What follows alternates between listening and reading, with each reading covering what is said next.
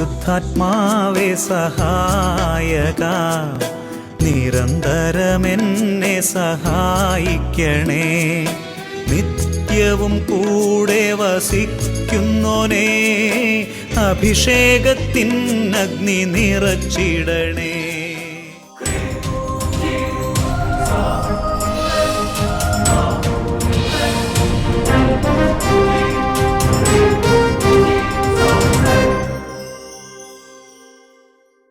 Praise the Lord. Praise the Lord. Hallelujah. Hallelujah. അപ്പസ്തോല പ്രവർത്തനങ്ങൾ 1-ാമത്തെ അധ്യായം 8-ാം വാക്യം.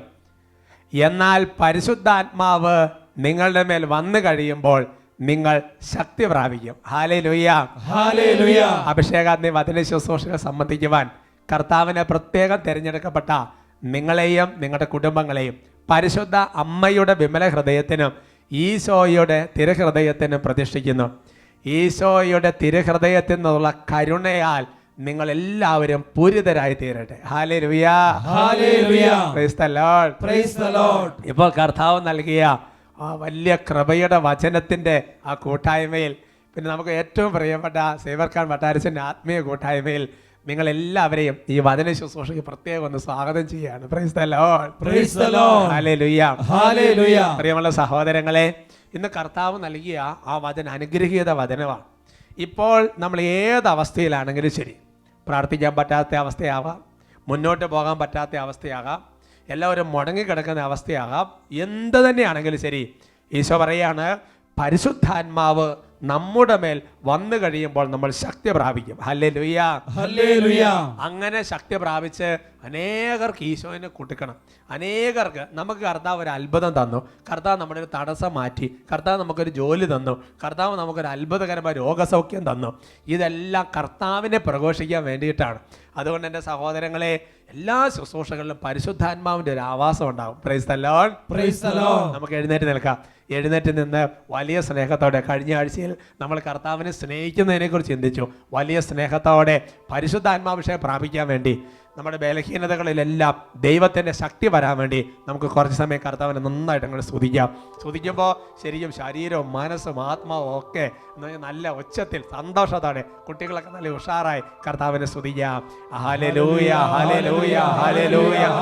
യേശുവേ ആരാധന, ആരാധന, ആരാധന, ആരാധന, ആരാധന, ആരാധന. ഹല ഹല ഹല ഹല ഹല ഹല ഹല. യേശുവേ ആരാധന, ആരാധന, ആരാധന, ആരാധന. പരിശുദ്ധാത്മാവേ ആരാധന, ആരാധന, ആരാധന. ഓ കർത്താവേ, എൻ്റെ കൈവപ്പ് വഴി നിനക്ക് ലഭിച്ചിരിക്കുന്ന ദൈവികമായി ഉച്ചലിപ്പിക്കാനും അരുളി ചെയ്ത കർത്താവേ, ജ്ഞാനസ്നാനത്തിലൂടെ, സ്ഥൈര്യലേപനത്തിലൂടെ, വചനം കേട്ടത് വഴി, വിശുദ്ധ കൂദാശകളുടെ സ്വീകരണം വഴി കർത്താവേ, ഞങ്ങൾ മുദ്ര ധരിക്കുന്ന പരിശുദ്ധാത്മാവ് ഇപ്പോൾ ശക്തി പ്രാപിക്കട്ടെ. പരിശുദ്ധാത്മാവ് ഞങ്ങൾ ബലം പ്രാപിക്കട്ടെ. ചാരം കൂടി കിടക്കുന്ന അവസ്ഥകളെല്ലാം മാറട്ടെ. വലിയ ഉണർവ്, വലിയ അഭിഷേകം, വലിയ ശക്തി, റൂഹായുടെ അഭിഷേകം വ്യാപരിക്കട്ടെ. സകല ജനപദങ്ങളും യേശുവേ അറിഞ്ഞിടാം, റൂഹായ ശക്തിയാൽ നിറച്ചിടണമേ. കൈകളടിച്ച് സകല ജനപദങ്ങളും യേശുവേ അറിഞ്ഞിടാം, റൂഹായ ശക്തിയാൽ നിറച്ചിടണമേ. പരിശുദ്ധാത്മാവേ പറന്നിറങ്ങണേ, അഭിഷേകത്താൽ എന്നെ ശക്തനാക്കണേ. പരിശുദ്ധാത്മാവേ പറന്നിറങ്ങണേ, അഭിഷേകത്താൽ എന്നെ ശക്തനാക്കണേ. റൂഹായേ, റൂഹായേ, റൂഹായേ, റൂഹായേ, റൂഹായേ, റൂഹായേ, റൂഹായേ, റൂഹായേ. നന്നായി കരങ്ങൾ അടിച്ച്. ആത്മാവ് ഉള്ളിടത്ത് സ്വാതന്ത്ര്യമുണ്ട്. പരിശുദ്ധാത്മാവ് ഉള്ളിടത്ത് വലിയ സ്വാതന്ത്ര്യമുണ്ട്. അടിമച്ചങ്ങലകൾ തകരും, തടസ്സങ്ങൾ നീങ്ങും, വലിയ കൃപയുടെ അഭിഷേകം വ്യാപരിക്കും. വലിയ ഉന്നതകരമായ കാര്യങ്ങൾ ചെയ്യാൻ തക്കവിധം റൂഹ അരൂപി നമ്മളെ ശക്തിപ്പെടുത്തും. യേശുവിന്റെ സ്നേഹത്തിൽ വേരുപാകിടാം, സ്നേഹാഗ്നി ജ്വാലയാൽ നിറച്ചിടണമേ. യേശുവിന്റെ സ്നേഹത്തിൽ വേരുപാകിടാം, സ്നേഹാഗ്നി ജ്വാലയാൽ നിറച്ചിടണമേ. യേശുവിന്റെ വചനമെങ്ങും ഘോഷിച്ചിടാം, ആത്മാവിൻ ശക്തിയാൽ നിറച്ചിടണമേ. യേശുവിന്റെ വചനം ഘോഷിച്ചിടാ ആത്മാവിൻ ശക്തിയാൽ നിറച്ചിടണമേ പരിശുദ്ധാത്മാവേ പറന്നിറങ്ങണേ അഭിഷേകത്താൽ എന്നെ ശക്തരാക്കണേ കൈകൾ ഉയർത്തി കൈയടിച്ച് പരിശുദ്ധാത്മാവേ പറന്നിറങ്ങണേ അഭിഷേകത്താൽ എന്നെ ശക്തരാക്കണേ പരിശുദ്ധാത്മാവേ പറന്നിറങ്ങണേ അഭിഷേകത്താൽ എന്നെ ശക്തരാക്കണേ ദാഹിച്ച്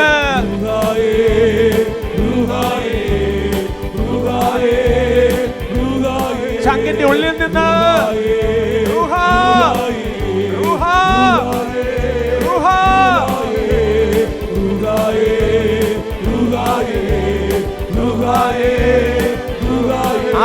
ആവർത്തിച്ച്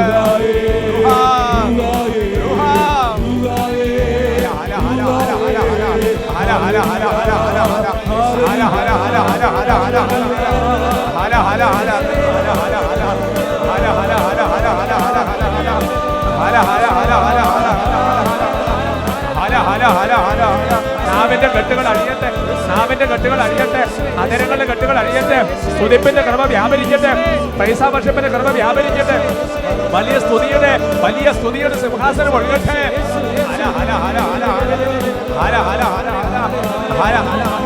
ഓ റൂഹ, ഓ റൂഹ, ഓ റൂഹ, ഓ റൂഹായേ, ഓ റൂഹായേ, ഓ റൂഹായേ. കർത്താവേ, നാളുകളായി പൈശാചിക ബന്ധനങ്ങളിൽ കുടുങ്ങിക്കിടക്കുന്ന കുടുംബങ്ങളും വ്യക്തികളും റുവാഖുദിസായുടെ ആവസാനത്താൽ ഇപ്പോൾ വിടുതൽ പ്രാപിക്കട്ടെ. ബന്ധനങ്ങൾ അഴിയട്ടെ, കെട്ടുകൾ അഴിയട്ടെ, അടിമച്ചങ്ങല നീങ്ങട്ടെ, പൈശാചി ബന്ധം ഒഴിഞ്ഞു പോകട്ടെ. കർത്താവേ, കുടുംബങ്ങളിൽ കോപം, കലഹം, ഭിന്നത, വഴക്ക്, കേസുകൾ, അതിർത്തി തർക്കങ്ങൾ, ക്ഷമിക്കാൻ പറ്റാത്ത അവസ്ഥ, വിദ്വേഷം, വെറുപ്പ്, കെട്ടുകൾ പരിശുദ്ധാത്മാവിന്റെ റൂഹായുടെ ആവാസത്താൽ ഇപ്പോൾ വിടുതൽ പ്രാപിക്കട്ടെ.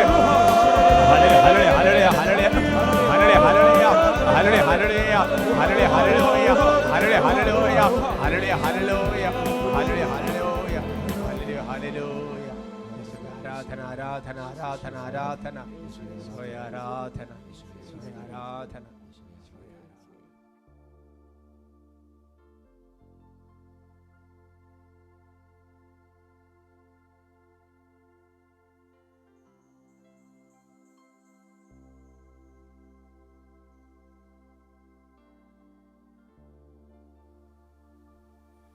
Praise the Lord. Praise the Lord. Hallelujah. Hallelujah. വലിയ സന്തോഷത്തോടെ പരിശുദ്ധ റൂഹായുടെ ആവാസത്തിൽ നിറഞ്ഞ് നമുക്ക് സ്വസ്ഥാനങ്ങളിൽ ഇരിക്കാം. പ്രിയമുള്ള സഹോദരങ്ങളെ, ഇന്ന് നമ്മൾ ചിന്തിക്കുന്ന വിഷയം പിശാച് നമ്മിൽ നിന്ന് എടുത്തു കളയുന്ന 3 കാര്യങ്ങൾ എന്നതിനെ കുറിച്ചാണ്. എൻ്റെ സഹോദരങ്ങളെ, നമ്മൾ അതീവ ജാഗ്രത പുലർത്തിയില്ലെങ്കിൽ, ബൈബിളിൽ പറഞ്ഞിരിക്കുന്ന ജാഗരൂകത പാലിക്കുക എന്ന് പറയുന്നൊരു വിഷയമുണ്ടല്ലോ, നിതാന്ത ജാഗ്രത. അങ്ങനെ നന്നായിട്ട് നമ്മൾ ജാഗ്രത പുലർത്തിയില്ലെങ്കിൽ നമ്മൾ അറിയാതെ തന്നെ പിശാച് നമ്മളുടെ ഹൃദയത്തിൽ നിന്ന് ചില കാര്യങ്ങൾ എടുത്തു കളയും. ദൈവം നിക്ഷേപിച്ച ചില നല്ല കാര്യങ്ങൾ പിശാച് എടുത്തു കളയും.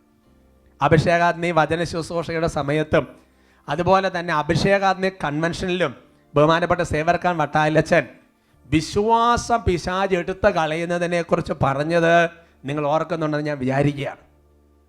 എന്നതുപോലെ തന്നെ പിശാച് നമ്മുടെ ഹൃദയത്തിൽ നിന്ന് എടുത്തു കളയുന്ന വേറെ ചില സംഗതികളുണ്ട്.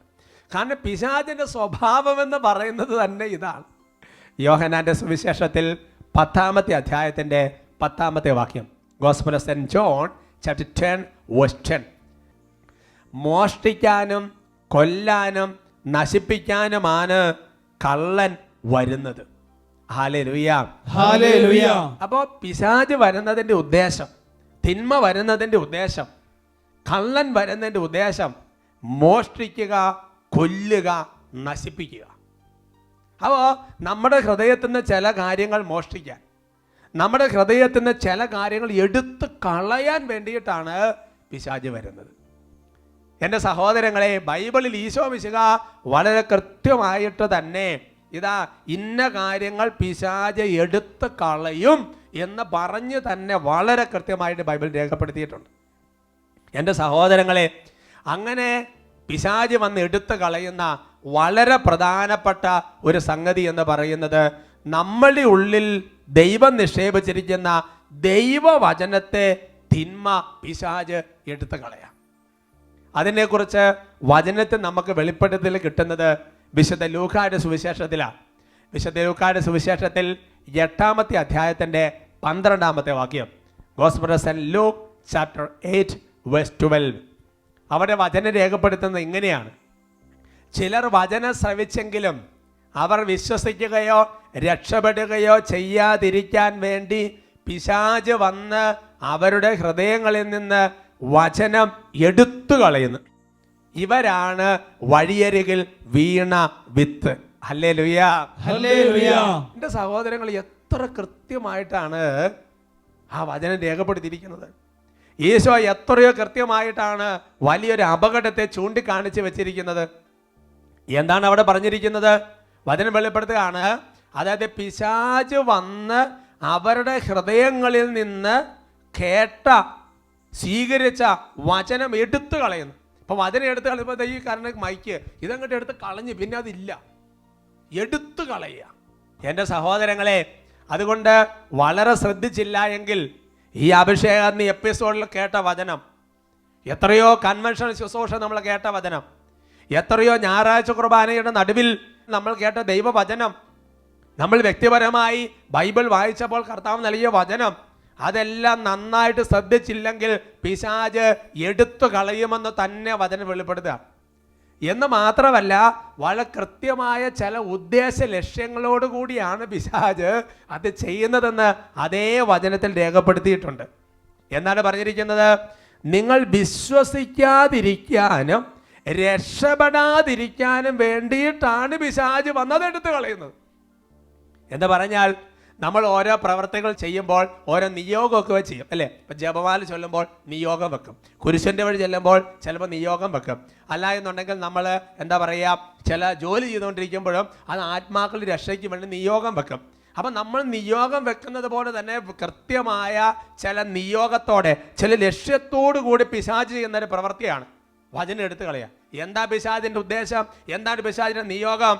നമ്മൾ വിശ്വസിക്കാതിരിക്കാനും രക്ഷപ്പെടാതിരിക്കാനും വേണ്ടി.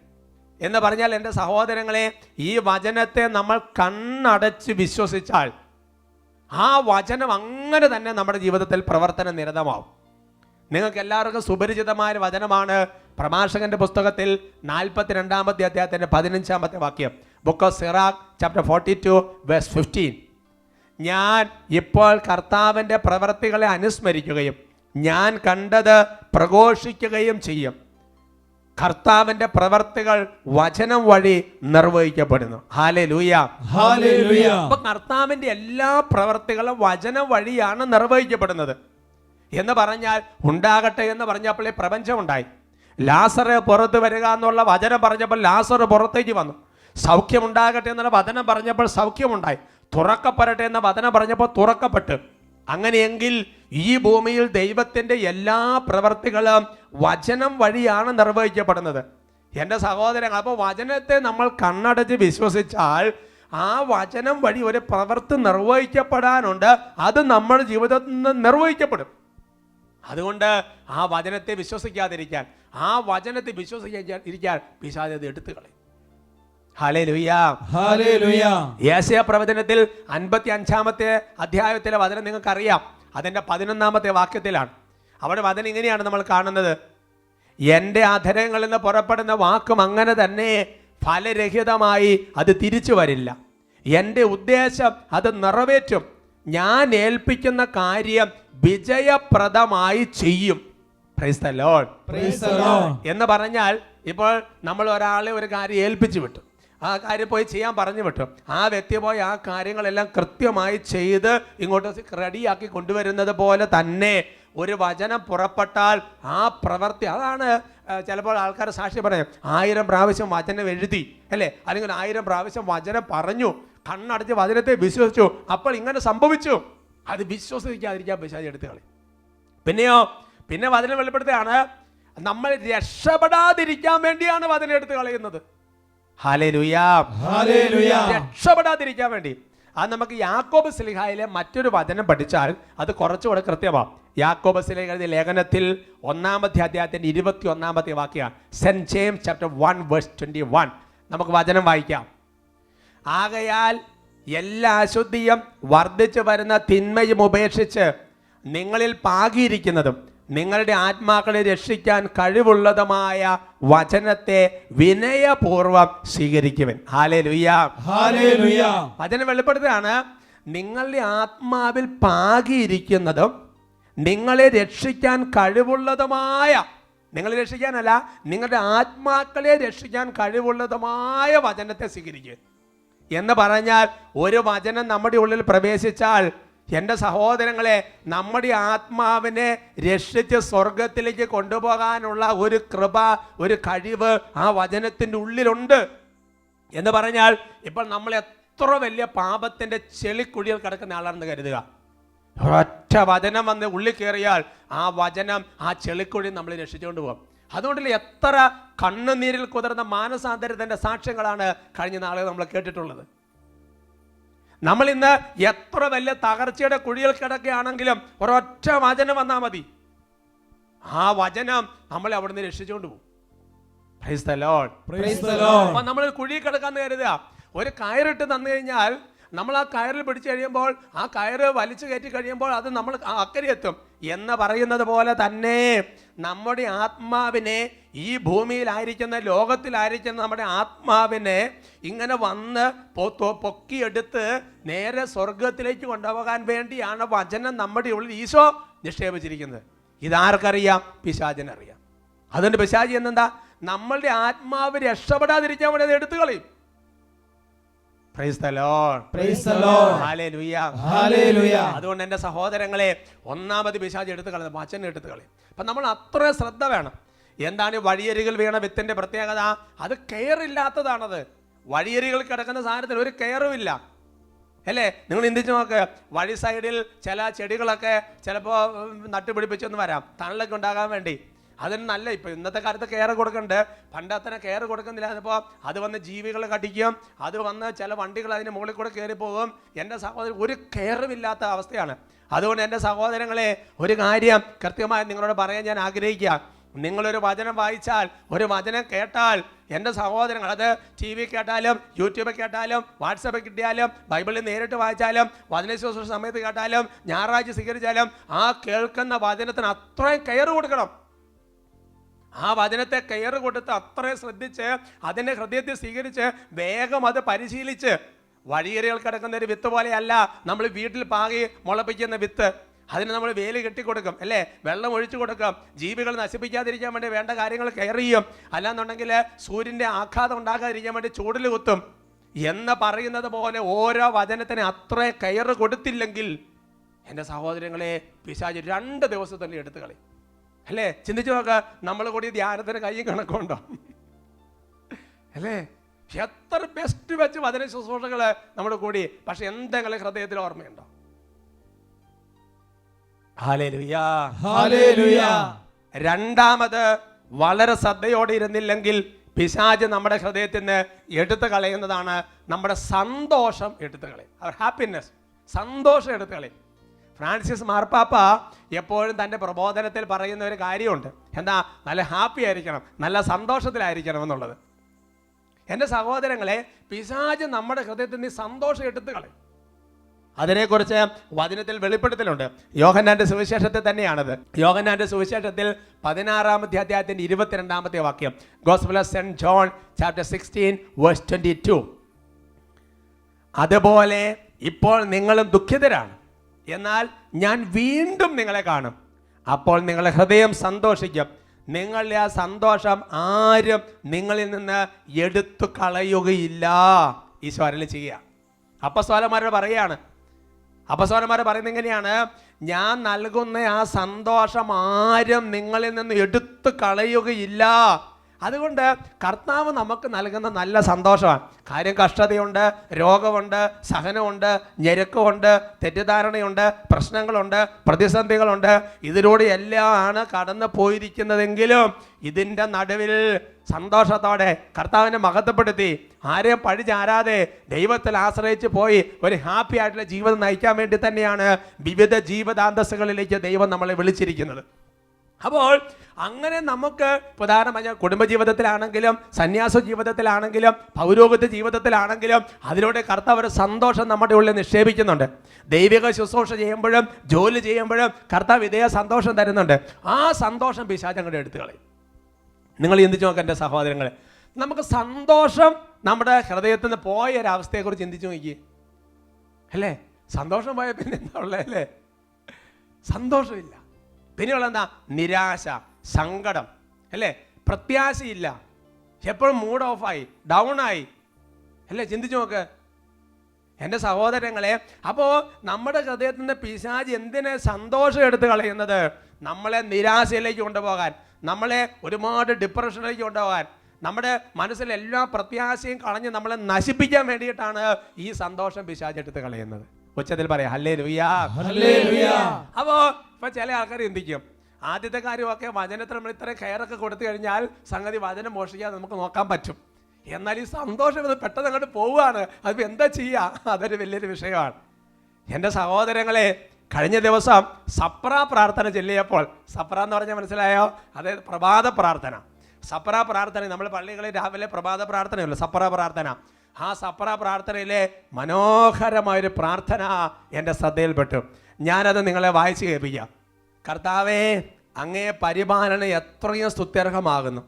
അങ്ങയെ ആശ്രയിക്കുകയും അങ്ങേ തിരുനാമം വിളിച്ചപേക്ഷിക്കുകയും ചെയ്യുന്നവർ ഒരിക്കലും നിരാശരാവുകയില്ല. പിതാവും പുത്രനും പരിശുദ്ധാത്മാവുമായ സർവേശ്വര എന്നേക്കുമെന്ന് പറഞ്ഞ് ആ പ്രാർത്ഥന അവസാനിക്കുകയാണ്. ഇത് നമ്മുടെ യാമപ്രാർത്ഥന പുസ്തകത്തിൽ രേഖപ്പെടുത്തിയിരിക്കുന്ന പ്രാർത്ഥനയാണ്. എൻ്റെ സഹോദരങ്ങൾ, ആ പ്രാർത്ഥന എന്തൊരു സുന്ദരമാണ്. നിങ്ങൾ ആ കാർഡിലേക്ക് ഒന്നുകൂടെ നോക്കിയേ. കർത്താവെ, അങ്ങേ പരിപാലന എത്രയും സ്തുത്യർഹമാകും.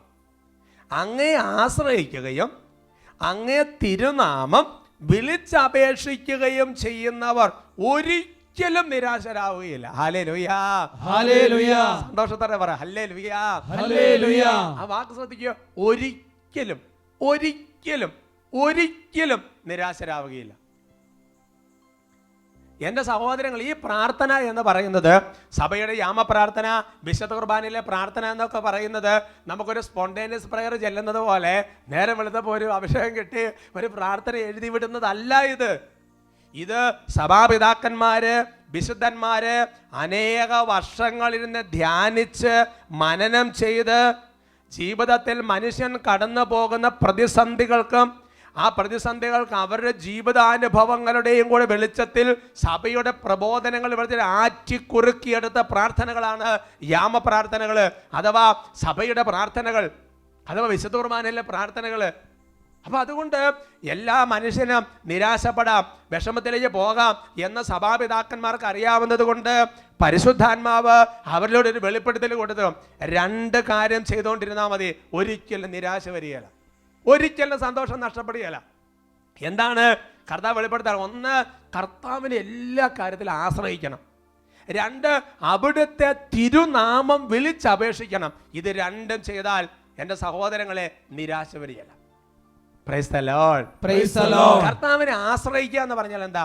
കർത്താവിനെ ആശ്രയിക്കുക എന്ന് പറഞ്ഞാൽ എൻ്റെ സഹോദരൻ, നമുക്ക് ചെയ്യാൻ കഴിയുന്ന കാര്യത്തിനും കർത്താവിനെ ആശ്രയിക്കാം.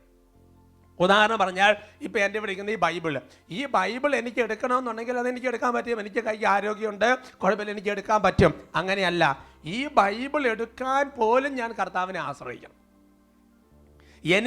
നമ്മൾ പലപ്പോഴും ദൈവത്തെ ആശ്രയിക്കുന്നത് എപ്പോഴാണ്? നമുക്ക് ചെയ്യാൻ പറ്റാത്ത കാര്യം വരുമ്പോഴാണല്ലോ നമ്മൾ ദൈവത്തെ ആശ്രയിക്കുന്നത്. അങ്ങനെയല്ല, നമുക്ക് ചെയ്യാൻ പറ്റുന്നതാണെങ്കിലും ചെയ്യാൻ പറ്റാത്ത നമുക്ക് അങ്ങനെയൊന്നും ഇല്ല.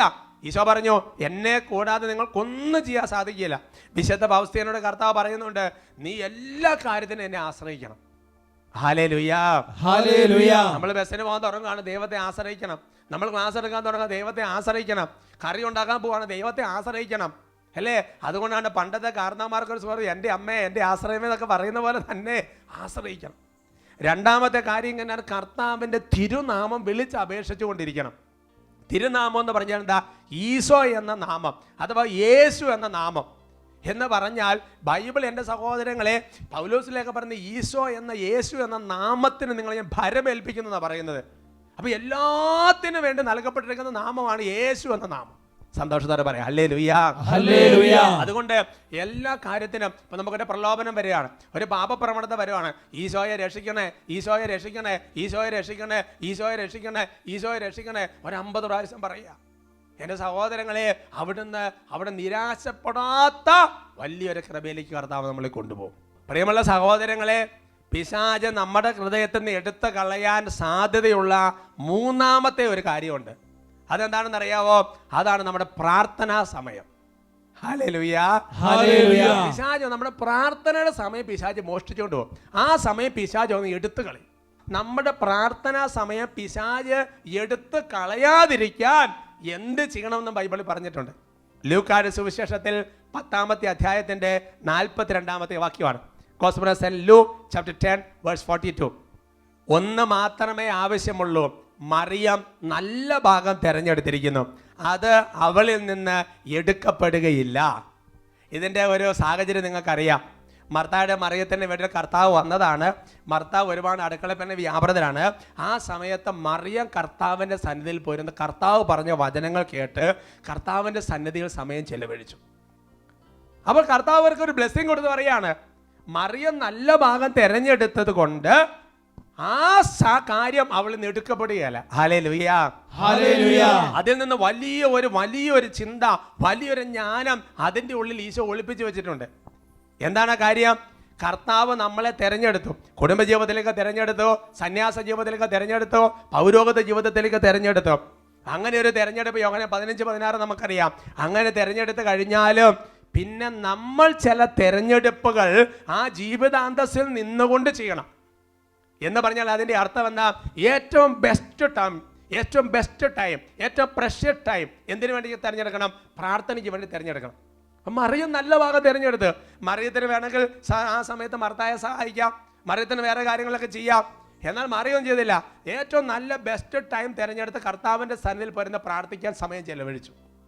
എൻ്റെ സഹോദരങ്ങളെ, അങ്ങനെ അവൾ തിരഞ്ഞെടുത്തത് കൊണ്ട് ഈശോ ഒരു ബ്ലെസ്സിങ് കൊടുത്ത്. എന്താ കൊടുത്ത ബ്ലെസ്സിങ്? ഇനി ഒരിക്കലും നിന്നിൽ നിന്ന് ഈ ഒരു പ്രാർത്ഥനാ സമയം പിശാച് മോഷ്ടിക്കുകയില്ല എന്ന് വെച്ചു.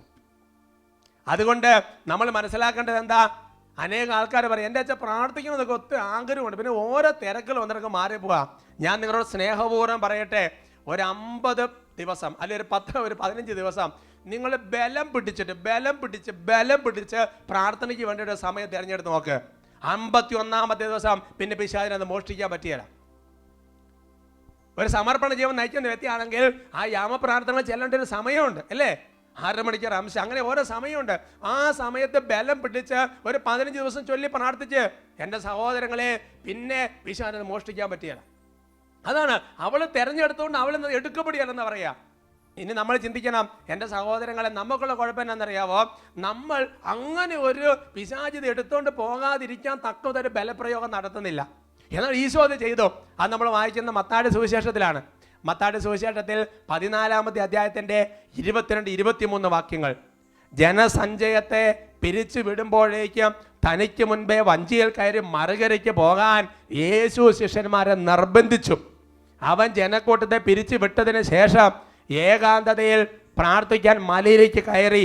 രാത്രി ആയപ്പോഴും അവൻ അവിടെ തനിച്ച് ആയിരുന്നു. Hallelujah, hallelujah. അപ്പൊ ഈശോ ചെയ്ത കാര്യം എന്താ?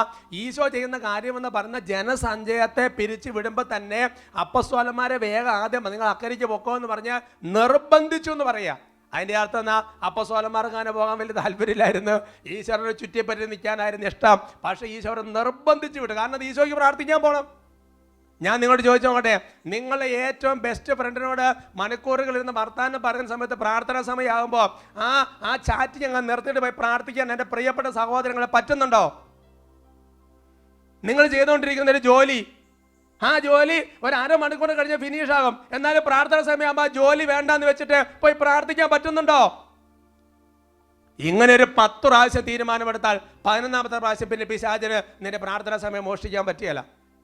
അതുകൊണ്ട് നമ്മളൊരു തീരുമാനം എടുക്കാതെ, നമ്മളൊരു പരിശ്രമം നടത്താതെ മധ്യസ്ഥ പ്രാർത്ഥനയ്ക്ക് മാത്രം അപേക്ഷിച്ച കാര്യങ്ങൾ നടക്കുമോ? അതുകൊണ്ട് എൻ്റെ സഹോദരങ്ങളെ, വചനത്തിന് നമ്മൾ നല്ല കെയർ കൊടുത്ത് ആ വചനത്തെ ഊട്ടി ഉറപ്പിച്ചുകൊണ്ട് വരണം. സന്തോഷം പിശാച് എടുത്ത് കളയാതിരിക്കണം എന്നുണ്ടെങ്കിൽ കർത്താവിനെ സദാസമയം ആശ്രയിക്കണം, കർത്താവിൻ്റെ തിരുനാമം വിളിക്കണം. മൂന്നാമത് പ്രാർത്ഥന സമയം മോഷ്ടിക്കാതിരിക്കണമെന്നുണ്ടെങ്കിൽ വളരെ ബോധത്തോടു കൂടി തന്നെ പ്രാർത്ഥനയ്ക്കുള്ള സമയം അതിനുവേണ്ടി ബലം പിടിക്കണം. പിന്നെ പിശാച് മോഷ്ടിക്കുകയല്ല. Praise the Lord. Praise the Lord. തുടർന്നുള്ള ആരാധന സമയത്ത് ശക്തമായ ഒരു ഡെലിവറൻസ് കർത്താവ് ഈ മേഖലയിൽ നമുക്ക് തരും. നമുക്ക് പ്രാർത്ഥിച്ചു ഒരുങ്ങാം.